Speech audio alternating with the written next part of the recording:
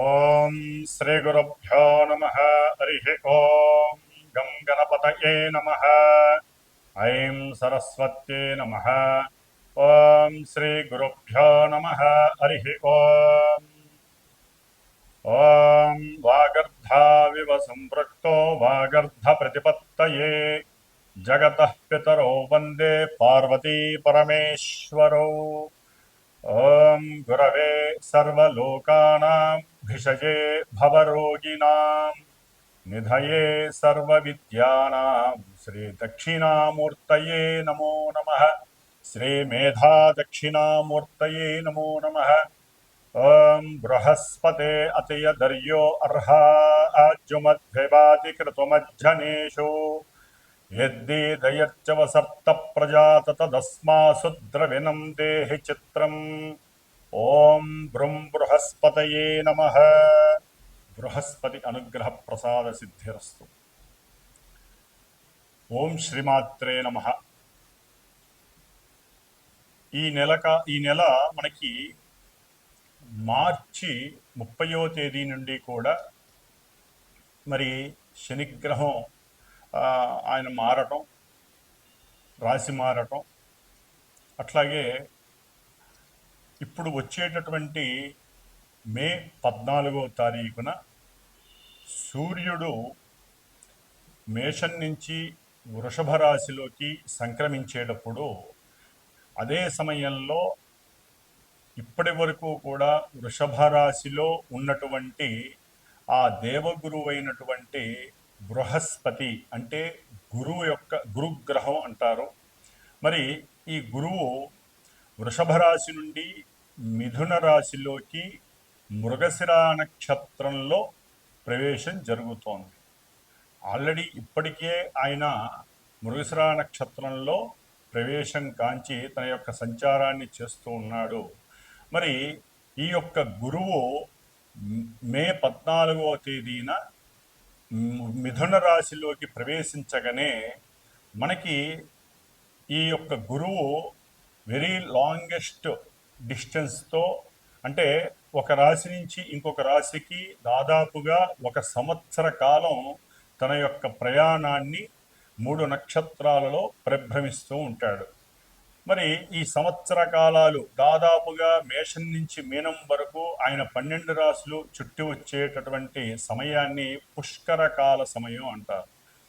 అంటే ఒక రాశిలోంచి ఈయన ఇంకో రాశిలోకి ప్రవేశించినప్పుడు మరి దేవాది దేవుడు దేవతలందరికీ గురువు అయినటువంటి ఆ సద్గురువు ఆ యొక్క బృహస్పతి మిథున రాశిలోకి ప్రవేశించగానే మే 13వ తారీఖు అర్ధరాత్రిన మనకి సరస్వతీ నది పుష్కరాలు ప్రారంభం అవుతున్నాయి. అంటే 14వ తారీఖు నైటు, అంటే మనకి మే 14వ తారీఖు నుండి దాదాపుగా 12 రోజులు ఈ యొక్క గురువు మనకి మే 26వ తేదీ వరకు పుష్కర సమయంగా భావిస్తారు. మరి ఈ పుష్కరాల్లో మనం మనకి దగ్గరలో ఉత్తరప్రదేశ్లో ఉన్నటువంటి ప్రయాగ అంటే త్రివేణి పుష్కరం అంటారు, త్రివేణి సంగమం అని అంటారు. గంగా యమున సరస్వతి అంతర్వాహినిగా సరస్వతీదేవి మరి ఆవిడ పుట్టినటువంటి బద్రీనాథ్ నుంచి వచ్చి ఇక్కడ కలుస్తుంది. అట్లాగే బద్రీనాథ్ దగ్గర మానా అనేటటువంటి గ్రామంలో ఈ సరస్వతీదేవి ప్రవాహం చేస్తూ అంతర్వాహినిగా చక్కగా త్రివేణి సంగమంలో కలుస్తుంది.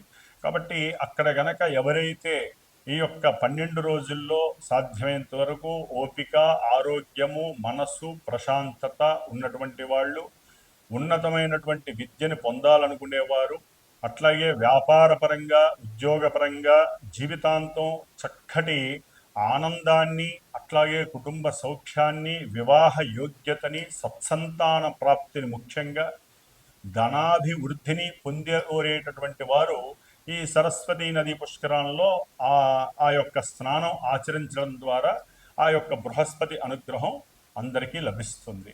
మరి ఈ గురువు దాదాపుగా జూన్ 13వ తేదీన వరకు కూడా ఈ గురువు కుజ నక్షత్రంలో ప్రవేశం చేస్తూ మనకి కొన్ని రాశుల వారికి కొన్ని రకాలైనటువంటి పరిస్థితుల్ని కలుగజేస్తూ ఉంటాడు.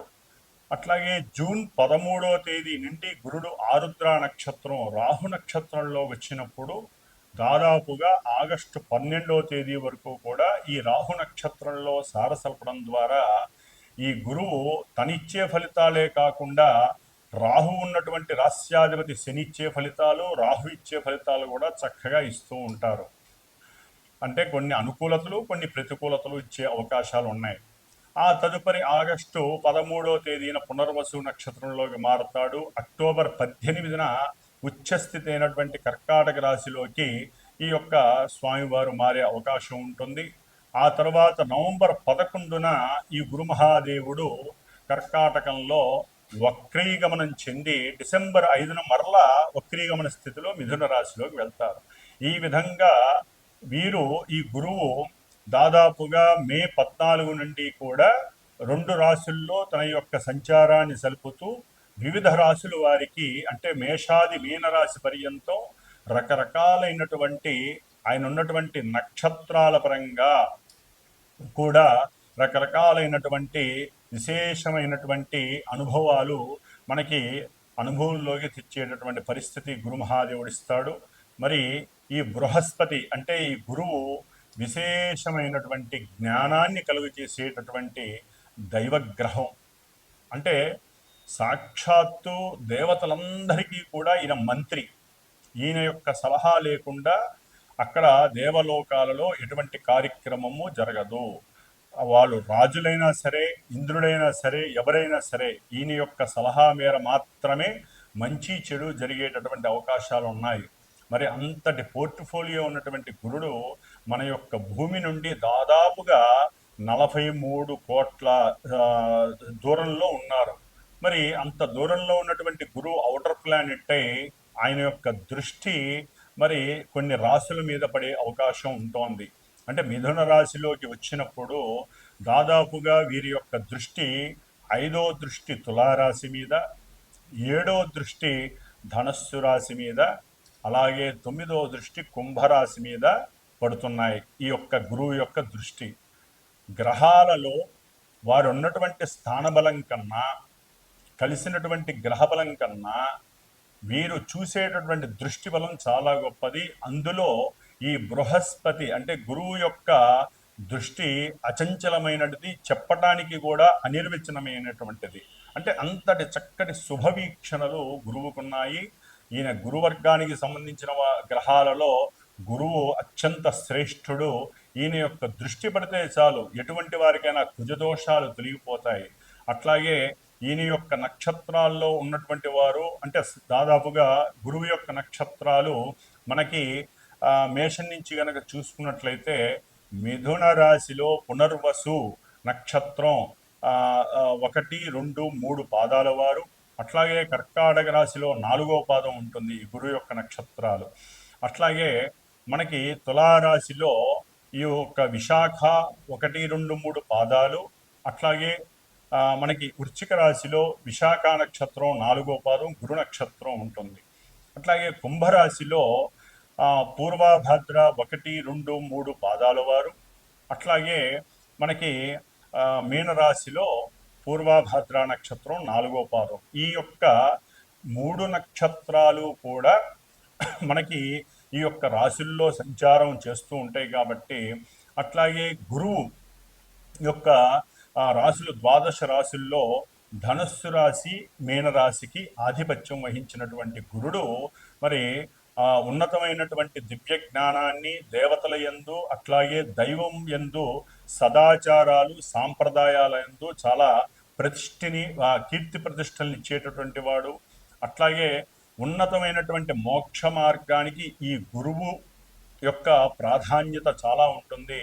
కాబట్టి మన యొక్క ప్రపంచంలో దేశంలో ఉన్నటువంటి ఎన్నో మఠాలు, ఆశ్రమాలు, దేవాలయాలు, మత సంస్థలు, అట్లాగే న్యాయస్థానాలు, ఉన్నతమైనటువంటి సముద్రాలు, అట్లాగే ఎన్నో కేంద్రీయ విశ్వవిద్యాలయాలు, ఉన్నతమైనటువంటి ప్రొఫెసర్లు, న్యాయస్థానాలు, జడ్జీలు, మరి న్యాయవాదులు అంటే న్యాయానికి సంబంధించి, అట్లాగే పెద్ద పెద్ద పోర్ట్ఫోలియోస్లో ఉన్నటువంటి ఆర్థిక శాఖ మంత్రులు కావచ్చు, ఫైనాన్స్కి సంబంధించిన మేనేజింగ్ డైరెక్టర్స్ కావచ్చు, విదేశాలతో లావాదేవీలు జరిపేటటువంటి ఉన్నతమైనటువంటి వ్యాపార సంస్థలు కావచ్చు, లాజిస్టిక్స్ కావచ్చు, నీటికి సంబంధించినటువంటి వ్యవహారాలు కావచ్చు. ఇట్లా ఈ గురు మహాదేవుడు 9, 12 స్థానాల్ని ఆధిపత్యం వహించి ప్రతి మానవుడికి కూడా పూర్వజన్మ సుకృతాన్ని ఈ జన్మలో అనుభవింపజేసేటటువంటి స్థితి కలిగిన వాడు ఈ యొక్క బృహస్పతి. కాబట్టి ఈ యొక్క బృహస్పతి మరి రాశి మారటం ద్వారా కలిగేటటువంటి మీనరాశి వారికి ఏ విధమైనటువంటి ఫలితాలు మనకి వాడుకలోకి అనుభవంలోకి వస్తాయో మరి ఇప్పుడు తెలుసుకుందాం. ఓం బృం బృహస్పతయే నమః. ఈ బృహస్పతి మారటం ద్వారా ప్రతి రాశి వారికి శుభప్రదమైనటువంటి పరిస్థితులు కలుగుతూనే ఉంటాయి. కాకపోతే వారి యొక్క జన్మజాతకాలలో ఉన్నటువంటి లగ్నాలను బట్టి, నడిచేటటువంటి దశాంతర దశలను బట్టి, ఈ యొక్క గురువు సరైనటువంటి కేంద్ర కోణాధిపత్యం బట్టిన, అట్లాగే ఉచ్చ స్థితుల్లో ఉన్న చాలా వరకు శుభాలను ఇస్తాడు. అదే కనుక వారి యొక్క లగ్నాలను బట్టి ఈ యొక్క బృహస్పతి వివిధ రకాలుగా కొంత పాపాధిపత్యం పట్టినటువంటి రాశులు, పాపస్థానాలు, నీచ స్థానాల్లో ఉండి శత్రుక్షేత్రాల్లో ఉన్నట్లయితే కనుక ఈ బృహస్పతి మరి ఇచ్చేటటువంటి ఫలితాలు, పరిణామాలు చాలా ఘోరంగా కూడా ఉంటాయి. అటువంటి వాళ్ళు గురువుకు సంబంధించినటువంటి జపాలు, స్తోత్రాలు, దానాదులు, ప్రదక్షిణాలు, ముఖ్యంగా గురువు అశ్వత్థ వృక్షము అంటే రావి చెట్టుకి ప్రతీక కాబట్టి మరి రావి సముద్రలతో ఈ గురువుకి గురు పాశుపత హోమమని, విద్యార్థులైతే మేధా దక్షిణామూర్తి పాశుపత హోమమని, వ్యాపారస్తులైతే కనుక ధన పాశుపత హోమమని, ఇలాంటివన్నీ కూడా మరి ఎంతోమంది చేయించుకునేటటువంటి అవకాశాలు తీసుకునే ఆ సందర్భం ఇప్పుడు రాబోతోన్నది. ఇదంతా కూడా పూర్వజన్మ పుణ్య సుకృతంగా భావించాలి. ఎందుకంటే సదాచారాలు, ఆచారాలతో పాటుగా ఈ గురువు ద్వారా మనకి యజ్ఞాదులు, హోమాదులు, ఇలాంటి శుభకార్యాలు చేసేటటువంటి మహద్భాగ్యం కలుగుతోంది. సరే, కొన్ని రాశుల వారికి గురువు బాలేనటువంటి వాడు ఈశ్వరారాధన చేయండి, కృష్ణ పరమాత్ముని ఆరాధించండి, భగవద్గీతని ఆచరించండి, చదవండి, 10 మందికి హితబోధ చేయండి. గురువు యొక్క అనుగ్రహం ప్రతి రాశికి విశేషంగా కలుగుతుంది. ఓం బృం బృహస్పతయే నమః. ఓం బృం బృహస్పతయే నమః. వృషభ రాశి మరి కృత్తిక 2, 3, 4 పాదాలు, అట్లాగే రోహిణి నక్షత్రం 1, 2, 3, 4 పాదాలు, మృగశిర నక్షత్రం 1, 2 పాదాల వారు ముఖ్యంగా ఈ వృషభ రాశిలో ఈ ఉ ఏ ఓ వా వి ఉ వే ఓ అనేటటువంటి ఈ అక్షర నామధేయము ఉన్నటువంటి వారికి వృషభ రాశి యొక్క ఈ సంవత్సరం గురుగ్రహం మిథున రాశిలోకి మే 14 తర్వాత మారిన తర్వాత కలిగేటటువంటి శుభ ఫలితాలు ఏ విధంగా ఉంటాయి అనేటటువంటి విషయంలోకి వెళ్తే మరి ఈ దేవగురువు అయినటువంటి గురువు ముఖ్యంగా ధనకారకుడు, సంతానకారకుడు, కుటుంబ వృద్ధి ఇచ్చేటటువంటి కారకత్వాన్ని, అట్లాగే జ్ఞానకారకుడు, సిద్ధికారకుడు, అంటే ఎన్నో రకాలైనటువంటి పోర్ట్ఫోలియోస్ ఈ గురువుకి ఉన్నాయి. పెద్ద గ్రహం కాబట్టి మరి ఇంతకాలం కూడా వృషభ రాశిలో ఉన్నటువంటి గురువు కాస్త చికాకుల్ని పెట్టాడు, ఆర్థికంగా నష్టాల్ని కలుగజేశాడు, మరి ఎన్నో ఇబ్బందులు కూడా పెట్టాడు అనుకున్న పనులు కాక. ఈ వృషభ రాశి వారికి ఆల్రెడీ కొన్ని గ్రహాలు అనుకూలిస్తున్నాయి. ముఖ్యంగా మే 14 తర్వాత ఈ యొక్క గురుగ్రహం ద్వితీయ అంటే కుటుంబ స్థానము, ధనస్థానమైనటువంటి మిథున రాశిలోకి వచ్చినప్పుడు వీరు అనుకున్నటువంటి సంకల్పాలు ఏవైతే ఉన్నాయో, అంటే ఆర్థికపరమైనటువంటి విషయాలకు సంబంధించి అకస్మాత్తుగా అన్నదమ్ముల మధ్య కొంత సఖ్యత చేకూర్చి అన్నదమ్ములు కలిసి ఏదైనా వ్యాపారాన్ని ప్రారంభం చేయాలనే సంకల్పం కలుగుతుంది. దాని ద్వారా వారికి చక్కటి ఆదాయ వనరులు కుటుంబానికి లభిస్తున్నాయి. కుటుంబంలో సఖ్యత పెరగడానికి, కుటుంబ వృద్ధి కలగడానికి కుటుంబంలో చాలా చక్కటి సహాయ సహకారాలు లభిస్తున్నాయి. అట్లాగే ఉన్నతమైనటువంటి తిండి పౌష్టికత లభిస్తుంది. అంటే ఆహారపరంగా మీకు చక్కటి సౌఖ్యం కలుగుతోంది. ముఖ్యంగా మీరు మాట్లాడే ప్రతి మాట కూడా అఖండమైనటువంటి కీర్తిని, సౌఖ్యాన్ని, ప్రతిష్టని, గౌరవాన్ని పెంచేటట్టుగానే ఉంటాయి. వ్యాపారంలో మీరు ఏదైతే ఆలోచించి మనస్ఫూర్తిగా మీరు కనుక ప్రేరేపిస్తారో అది తూచా తప్పకుండా జరగాల్సిందే. అని దాని ద్వారా మీకు ఉన్నతమైనటువంటి ఆదాయం లభిస్తోంది. మరి ఈ గురువు అష్టమాధిపతి అవటం చేత ధనస్థానంలో ఉండడం ద్వారా వృత్తిలో కొంచెం ఈ కొంతవరకు దాదాపుగా జూన్ వరకు కూడా ఆయన ఉన్నటువంటి కుజ నక్షత్రం ద్వారా వ్యాపార పరంగా భాగస్వామ్యం ఉంటారు. కొంతమంది భాగస్వాములే ఉంటారు. వారి పరంగా పెట్టుబడులు పెట్టుంటే వాళ్ళతో కొంచెం మాట వచ్చే అవకాశాలు ఉంటాయి. అవతల వాళ్ళు కొంత ఆత్మన్యూనతా భావాన్ని, అట్లాగే సౌఖ్యాన్ని కోల్పోయి ఏదో మోసం జరుగుతోంది అనేటటువంటి ఆలోచనని మీకు వ్యక్తీకరించడం ద్వారా మీరు వారిని దూరం చేసుకునే అవకాశం కూడా కలుగుతోంది జూన్ 13 లోపల. ఆ తర్వాత జూన్ 13 తర్వాత ఈ గురువు యొక్క దృష్టి మరి 18వ తర్వాత, మే 18 తర్వాత రాహువు కుంభరాశిలోకి వచ్చినప్పుడు ఈ గురువు యొక్క నవమ దృష్టి రాహువు మీద పడుతోంది. అది కొంచెం గురుచండాలత్వం అయినప్పటికీ రాహువు శుభస్థానంలో ఉన్నాడు, గురువు మాత్రం శత్రుస్థానంలో ఉన్నాడు. కాబట్టి అక్కడ మీ యొక్క ఆలోచనలు కొంచెం రంజింపజేసినట్లయితే కనుక మీకు చక్కగా ఉన్నతమైనటువంటి, అంటే బొగ్గు వ్యాపారం చేసే వాళ్ళకి కానివ్వండి, లేకపోతే ఈ నీటికి సంబంధించిన వ్యాపారాలు చేసేవాళ్ళు కానివ్వండి, అంటే మత్స్య కార్మికులు కావచ్చు, ఎవరైనా కావచ్చు, ఆక్వేరియంకి సంబంధించిన వాళ్ళు కానివ్వండి, లేకపోతే లైఫ్ ఇన్సూరెన్స్కి సంబంధించి చేసేవాళ్ళు కానివ్వండి, ఇట్లా ఏదైనా సరే లాభపరమైనటువంటి విషయాలు జరగటానికి ఎక్కువ అవకాశాలు ఉన్నాయి. అనుకున్న కార్యం సిద్ధిస్తుంది. మీరు చేసిన సహాయ సహకారాలు అంతకుముందు ఏవైతే ఉన్నాయో వాటన్నిటికీ గుర్తింపు లభిస్తుంది.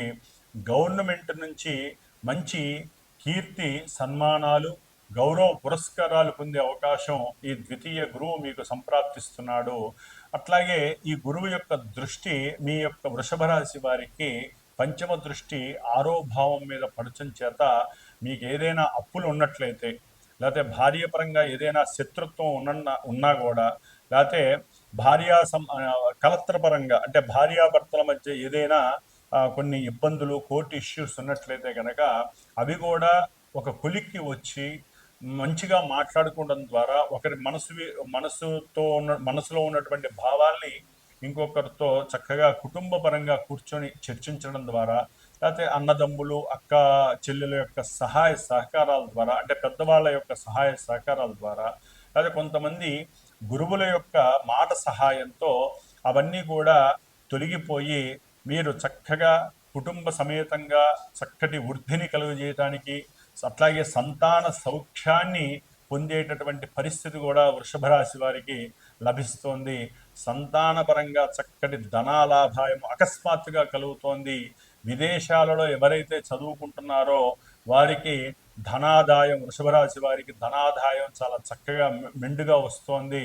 ముఖ్యంగా ఉద్యోగ అవకాశాలు వారికి అకస్మాత్తుగా లభిస్తాయి. దాని ద్వారా చక్కగా బ్యాంకు బ్యాలెన్స్ అంతా కూడా నిండుగా కనిపిస్తూ ఉంటుంది ఎప్పుడూ కూడా మే 14 తర్వాత.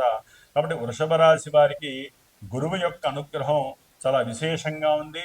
అట్లాగే షేర్స్, సెన్సెక్స్, లేకపోతే కొన్ని నిఫ్టీస్, వీటిలో ఎవరైతే ముఖ్యంగా గోల్డ్ మీద ఎవరన్నా పెట్టినా, ఏదైనా పిత్రార్జితం, మాత్రార్జితాన్ని ఎవరైనా అమ్మినా దీని ద్వారా కూడా చక్కటి లాభం కనిపిస్తోంది.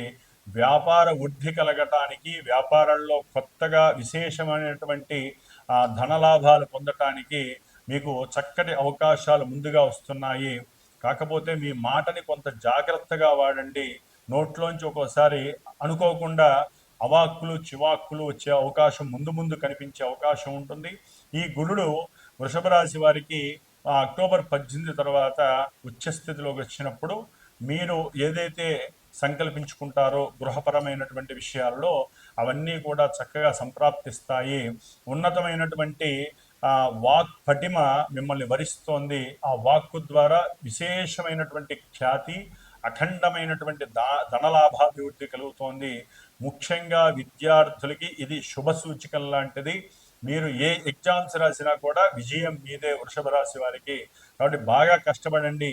వచ్చే సంవత్సరం మే లోపల వరకు మీరు ఏ యొక్క వ్రాత పరీక్ష రాసినా దాంట్లో ముఖ్యంగా జూన్ తర్వాత మీకు అఖండమైనటువంటి ఆ జ్ఞాన సిద్ధి కలిగి మీ జ్ఞానంతో ప్రపంచానికి మీరేంటో తెలియజేసేటటువంటి పరిస్థితి గురుడు మీకు లభింపజేస్తున్నాడు.